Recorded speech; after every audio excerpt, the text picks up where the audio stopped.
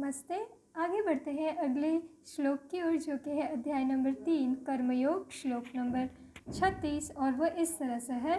अर्जुन उवाच अथ केन प्रयुक्तोऽयं पापं चरति पूरुषः अनिच्छन्नपि वर्ष्णेय बलादिव नियोजितः।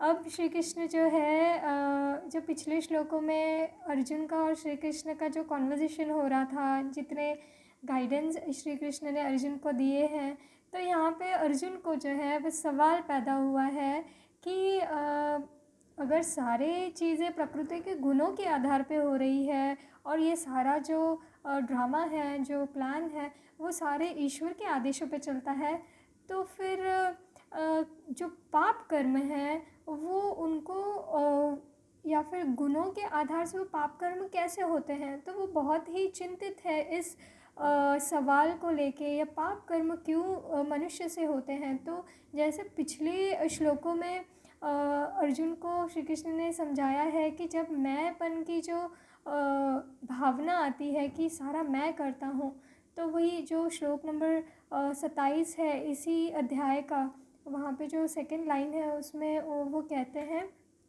अहंकार विमूढ़ आत्मा।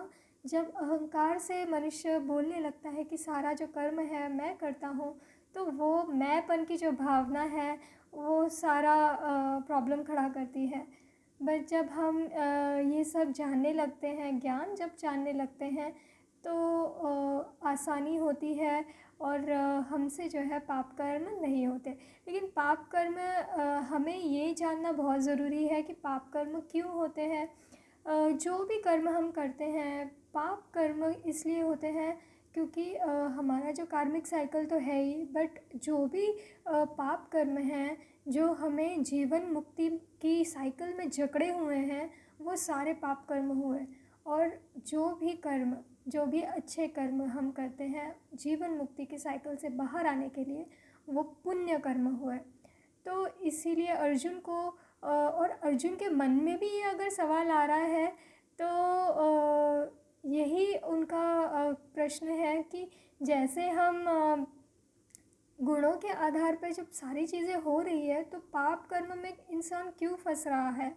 तो उनका सवाल एज अ स्टूडेंट वो भी जायज़ है कि सब कुछ अगर प्रकृति के आधार पे ही है, तो प्रकृति ने ऐसी डिज़ाइन क्यों की है, ऐसी डिज़ाइन क्यों बनाई है। तो साधारण जो बुद्धि है उनकी, तो वो उस तरह से सोच रही है। उन्होंने अभी तक वो चीज़ एक्सेप्ट नहीं करी है कि जहाँ पे मैंपन की भावना आती है, या जहाँ पे मैंपन आता है, वहाँ पे जो है आत्मा को कार्मिक साइकिल से गुजरना पड़ता है। तो बने रहिए अगले श्लोक के लिए। जय श्री कृष्ण।